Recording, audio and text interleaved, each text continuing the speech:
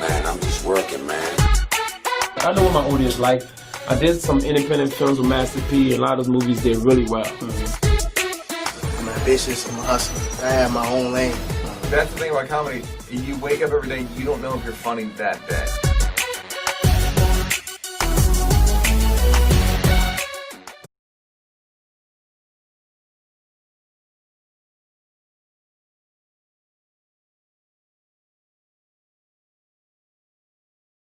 Without further ado, man, not even going to delay. Every week that I'm afforded this opportunity, I like to reach out to some people that I think that you should know. And so I reached out to the big homie, a friend of mine, an industry talent who's doing a lot of big things right now, stand-up comedy, writing, producing, and she just got nominated for an Emmy. So without further ado, I'd like you to please welcome to the program the new friend of the show from HBO's Euphoria, Miss Nika King, ladies and gentlemen. What's up? What's up? What's good Mr. with Lamont you? King. Yeah. We might be related. Have we ever talked about that? We did in the very beginning. We've known each other for a few years, and in the very beginning, I was like, "Hey, man, we might be cousins." We might Could be cousins. You got folks in Mississippi?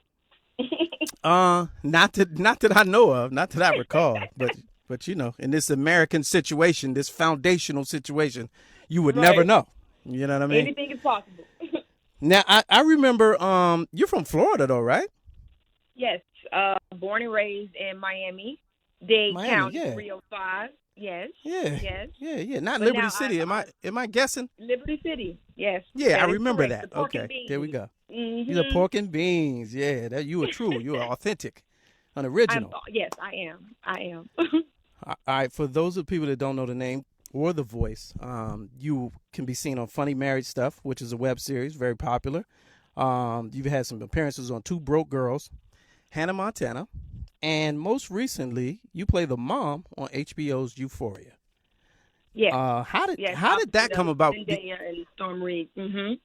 How did that come about? Because I know you as a comedic actress, very good one at that, and also as a stand-up comic. And then when I seen this one day, I was reading the trades or whatever, and I saw the little promo for the show, and I was like, wait a minute, I know that face. So I started reading the article. I was like, wait a minute, I know that name. And then I seen the clip, and I was like, wow, okay. I got those theatrical chops. How did that come about? Well, a lot of people don't know this, but I actually have a theater degree from the University of Florida. I'm a Gator, so I do this. So comedy was just my way of kind of breaking into the industry. It was something I was most comfortable with. It was something I could do on my own. You know, it doesn't take anyone to really put you on if you just want to go on a stage and tell some jokes. So comedy was like my effort to kind of get into the industry, become a threat, and then, you know, show Hollywood, hey, you can't put me in a box. I can do comedy, I can do drama, I can do sketch. So, you know, and in Hollywood, you got to multitask. Yeah, you know, absolutely. You got to be multi-hyphenated to get without question. You know, to get somewhere. Now, in those early days, and I say early days of when we were kind of moving around in LA at the same time, you were very big in sketch, and you were doing a lot of different things. You know, in that era, those years, we were facing the writer's strike, and so a lot of movie stars were doing TV. This I really pinpoint this to that time period. A lot of movie stars was doing TV. A lot of TV stars were doing commercials. A lot of commercial people, you know, started doing theater and comedy. How hard was it for you as somebody with the background that you had at the time to kind of kick that door in? Well, when I first moved to LA, my main objective was to get on SNL. So I started studying at the Groundlings Theater because a lot of heavyweights came from out of the Groundlings. So, you know, you go where, you know, your idols go, or you go where the people you watched on TV. So I was studying at Groundlings, and then I became a part of multiple sketch groups. And one of them that really stood out was an all-black female sketch group called EDF3. And so we were doing shows. I mean, we were doing shows in chicken shacks, you know, and anywhere we could get some stage time, we were doing shows, just really hustling, because back then the Black audience wasn't familiar with live sketch. They knew about stand up, but live sketch was kind of unfamiliar to most Black audiences. So when we came out, it was like something fresh and something new, and just constantly writing, doing stand up. So between those two things, I stayed busy. And I stayed in front of casting. I stayed in front of directors, producers. So I kind of found a niche for myself. And I just kind of kept honing my craft. And then, eventually kind of geared more towards the stand-up because I was able to kind of, control that a little more, work on more material, develop my set, develop my persona on stage. And so, but I enjoy both equally. Right. Now talk about the show. I don't know if that answered the question, but no, it definitely did, because that's a hard thing to navigate, especially when you came to LA with a plan, right? And you also know that Hollywood, don't really respect plans. So a lot of it is time and place. They like, this your plan? Okay, let me show you. Yeah, this your plan? With that. yeah, F your plan. You know what I mean? Right. So that's commendable in and of itself. And I remember EDF3. That was Elite Delta Force 3, wasn't it? And Robin Thede and all of them. Mm-hmm. Yeah, that was Spencer, Angie, Lachey. Yeah, we had a nice. We was clicked up. We had a nice thing going, and a lot of people remember those days. It's just nice to kind of have that, in your repertoire. It's something I'll never forget. It was definitely a great time in my life.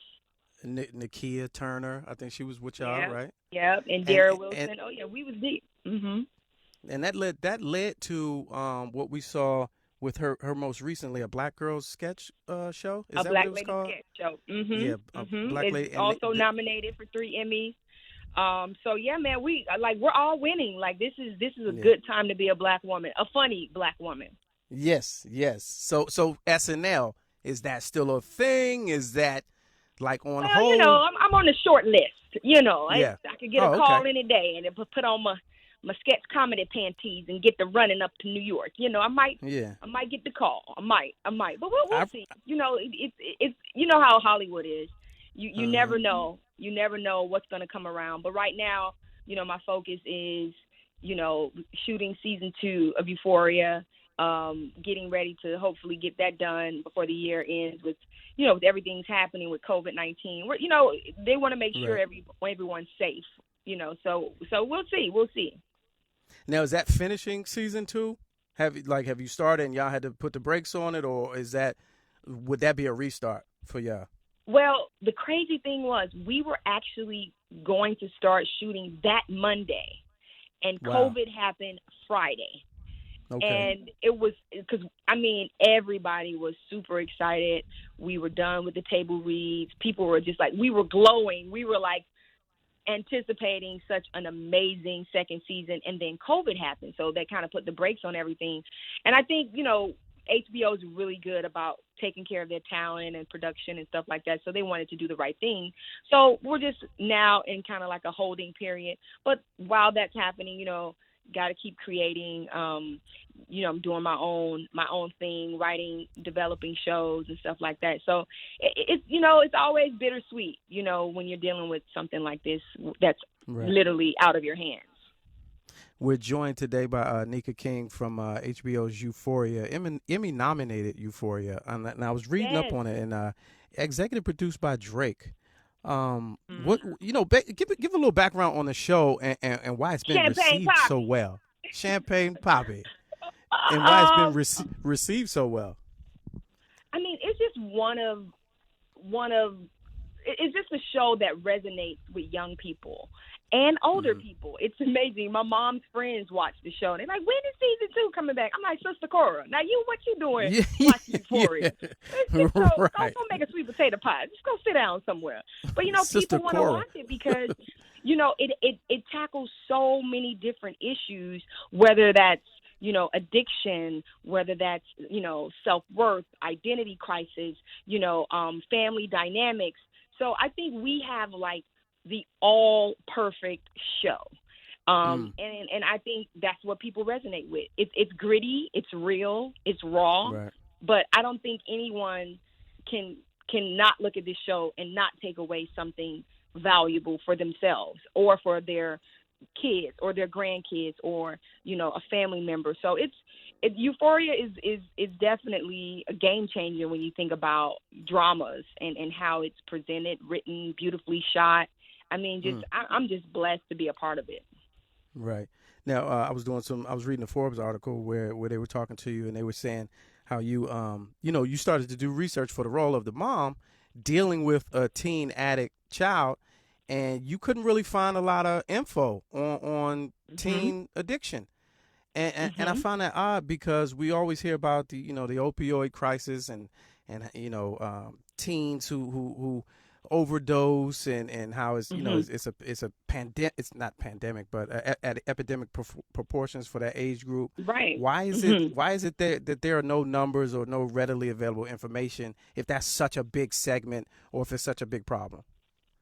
Why do you think that I don't is? know. I don't know why it isn't, but I can speculate and say I don't think people really kind of gather information on teen addicts in relation to family, right? Like we know that, kids are doing Molly and drinking scissor, but there's no research and there's no data that can help a parent or help a loved one kind of deal with the crisis. Yeah, you can hear a rap song about it all day long, but when the rap song goes off and things get real, then you're dealing with something that could potentially, affect this young person for the rest of their lives if they don't get the necessary help.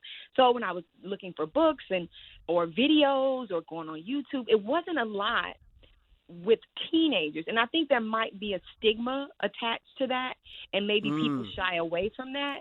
But I think now we're in an era where, mental health, especially now after this, quarantine, people are going to, and the numbers for, addiction and opioid overdoses are still increasing. Like people are still using drugs, Yes. and probably yes. more so because of more our so situation. now. So, Coping. yeah, man. Yeah, so we got to make sure we take care of each other and we look out for these young people because, it only takes one time and that's it. So, I'm very passionate towards, just mentoring young people who want to be in the industry. That's why I created a tech platform called Jelly. And we can talk more about it. Yeah, I don't know how you got your question set up. You professional. I go with the flow. Now I want to hear about it. We need to hear about the jelly. We need to hear about jelly. it. The peanut butter and jelly. We need to hear about it. What jelly actually means in West Africa, a storyteller, a historian, a poet, and it's like a griot, right? It's an oral tradition. And when I start thinking about my story and where I came from and the obstacles I had to overcome, I said, wow, it would be amazing if I could create something that could basically give back to the community of Black creatives. So I came up with Jelly, and right now we're developing a product, an app, where people can literally go on and get matched up with mentors in the entertainment industry. Because I remember when I started in the game, I did not have a mentor. And I've asked multiple people to be my mentor. Yeah, same here. Same here. When we were doing stand-up, we were just happy to be around. And we could, rub elbows with some of the, comedians that we saw growing up and kind of get some advice. And it's kind of rare because people in the industry, they can have a kind of a closed, network or a kind of like scarcity mindset. And I want to break that. I want to break down that wall, and I want to open up my network and become more generous with resources that I have. So now, that's why I created Jelly. What's fascinating about that that industry in particular is probably one of the most impossible, you would think, the most impossible industries to have a mentor in, because and stand-up comedy specifically, because at the time when I was new, you ask for input, you ask for advice, and a lot of times you'll get met with the energy that, well, I had to work for everything I got, so you're just gonna have to experience it and go through it yourself, as opposed to if you in construction or IT, You literally just go to the person above you and be like, teach me how to get to where you at. But in Right. comedy and entertainment, it ain't like that because everybody's still competing. Right. And that's what I want Jelly to do. If a 17-year-old comedian, emerging comedian, or artist or writer, I don't want them to Creative. have to go through what I went through. Why Right. not? Why would I want Right. them to experience what I've had to experience? Because I want to see people win. Like, I truly want to see, and especially Black and brown creatives, we have to understand that we have the power and the energy to kind of bring up that generation behind us, so that now I set a seat at the table. Now there's somebody bringing up a chair. Now there's somebody bringing up a plate of food. Now we're all eating, and everybody's on like this one page and this unity, this unified mindset. And, it's going to take some work. It's going to take some work, but that's what it's all about. You gotta put it out there, and hopefully people will gravitate towards it. Now is this something that's in development or it's done? It's up? Yeah. Oh no, it's in development. It's right now. Okay. I want people to go to the website, www.jelly, JELI.life. Okay. LIFE. Sign up. You can register as a mentee, a mentor, or both. Or if you have a nonprofit or organization that's focusing on diversity and inclusion, we want to be partners with you. So we're just telling people to go to the website, find out more information, and then let's start moving towards really getting true diversity and inclusion in the industry. That's awesome. I'm on it now, right? So I'm simple-minded, right? I'm easily impressed. The logo is hard though. Thank you. Like I put some time into it. I put some time. Yeah. And it's got an abstract quality to it. Yes. It's got an abstract quality to it. Yeah. The crown. crown. It looked like on the J. It looked like some socks though. You could I feel like putting that on some socks would be a win too. That would be a definite win. Look, all right, so that's 5% for you. You get 5% from merch. I'll take it. So I'm perusing the site. Now let's unpack this. So I'm a creative. I just graduated high school. I had dreams of going to the big city, one of the bigger markets, to get into entertainment. But now, I'm at the crib. Life has changed. The way we do things has changed. But I would love to reach out to somebody who's doing what I want to do in the industry and have them give me input and advice. Me signing up on this site, how does that connect me to somebody like that? Okay, so we like to say at Jelly, we want to cross all mediums, right? And let's say you said an artist or a creative. Let's say you're a writer in Alabama. And you know with COVID, there's not a lot of moving around, there's not a lot of flying. We're gonna connect you with peers, mentors like your age group, people who you kind of at the same level with, and then there's tiers of mentors built within the system. And I don't want to give too much information about how the product works, but it's just it's just like a Tinder meets Slack. There we go. You're coming there for your daily motivation. You're sharing your story. I just wrote a spec script. Can someone read this for me and tell me am I on the right page with it? Character development, or so you're coming there and you're getting the resources that you need. And Jelly is like the hub, right? Like if let's say you can't get what you need on Jelly, then you'll be directed to the right place or the right person. Yeah. Okay. All right. Yeah. I wasn't trying to have you give away the meats of it or the inside, but I wanted to. I'm looking, and it's a community, and we always talk about these platforms that aren't owned and controlled by us, and we complain about them, and then the last 2 years they take down our posts, and we get censored and bots and all that, and then the response is always, well, put up your own. And here's one that is this is a platform, this is a community, so this is a big deal. I like it. Round of applause for this. We're gonna give you that real quick. Thank you. I appreciate you.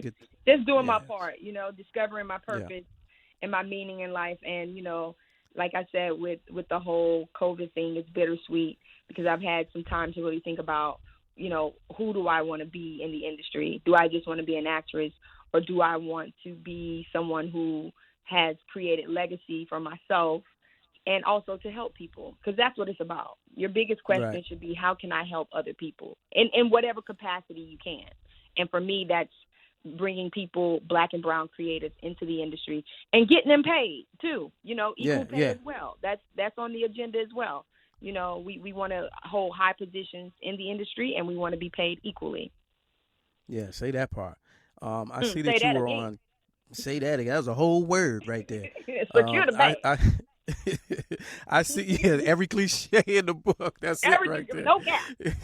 No cap. What? Dollar. I don't know. It said it all. Right. Dub. Everything. You gotta appeal to the millennials.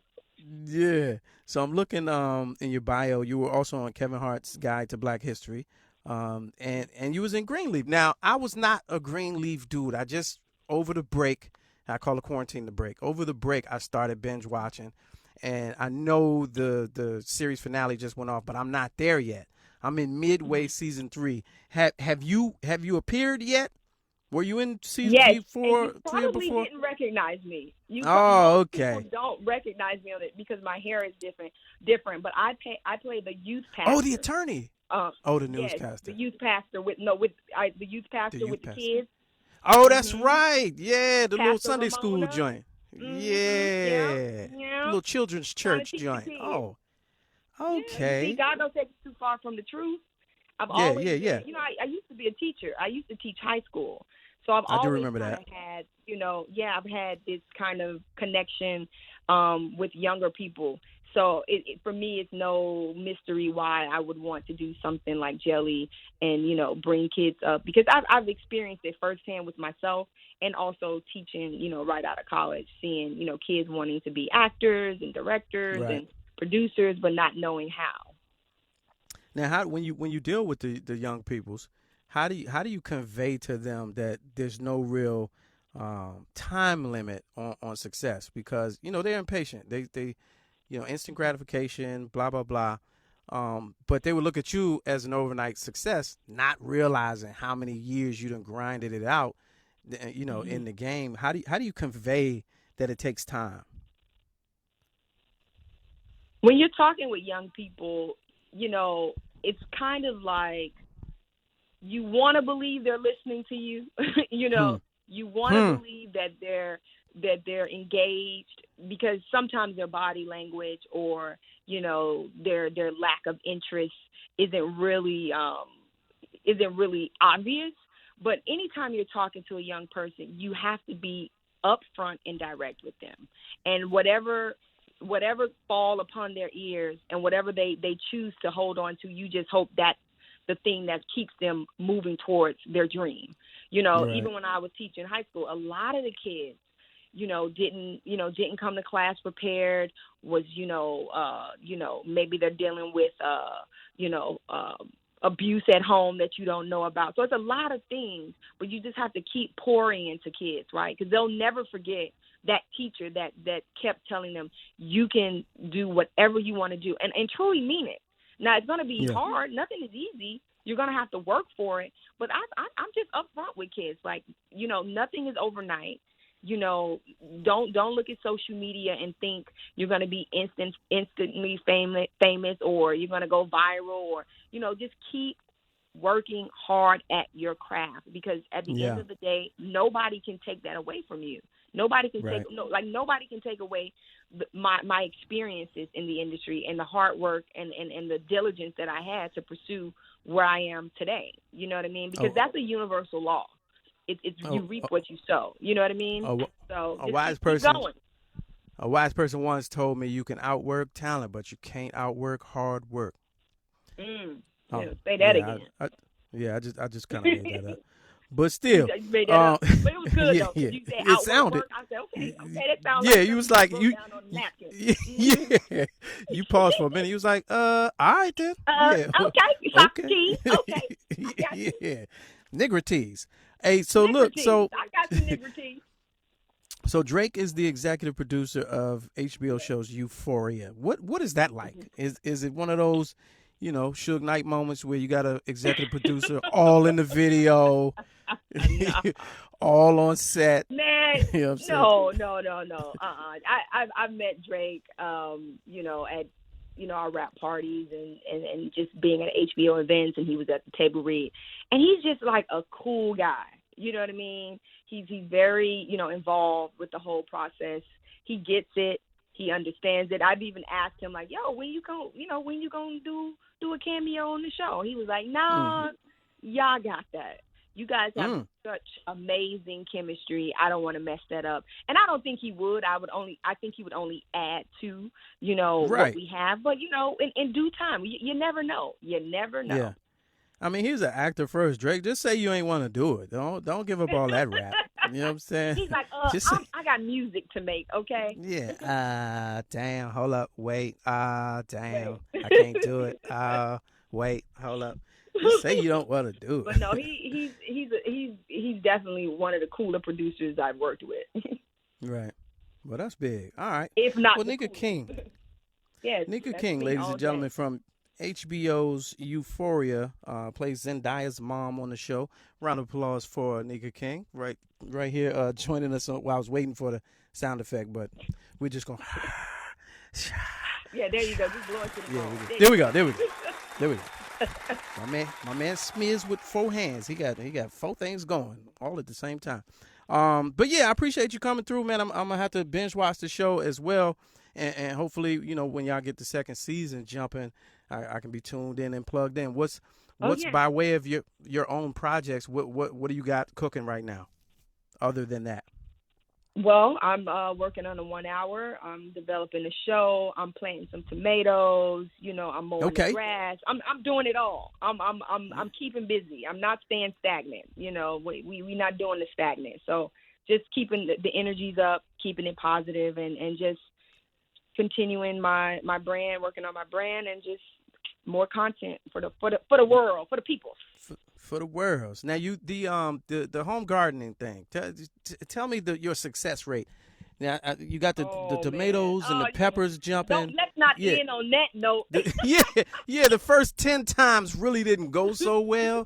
I got to get my mom on the phone. She's the master gardener. But my mom is, she's kind of helping me, guide me to my own garden, because she has her own restaurant. And I'm a partner in that, and I do more of the business stuff. She's the chef. I'm the business administration part of the business. It's called Blue Tree Cafe. Yep. So we're doing 2 virtual restaurants into one. It's like a multi-brand cloud kitchen. So I've convinced her to do one vegan for all my vegans out there, and the other one is for you meat eaters. We're bringing 2 options for the community, so people can, and we want to start kind of teaching, our people how to eat healthy and how to choose more healthy options. So yeah, Blue Tree Cafe coming soon. So I got a lot of things going, Lamont. You low key with it too. You're supposed to lead with that. You know what I mean? But there it is, ladies and gentlemen. Nika King, once again, I appreciate you stopping by. I wish you all the best. Super talented, hilarious. I can't wait for that special. That's gonna be yeah. Oh, you already know. I already know. All right, I'll holler at you. I appreciate you for stopping through. All right, stay safe out there.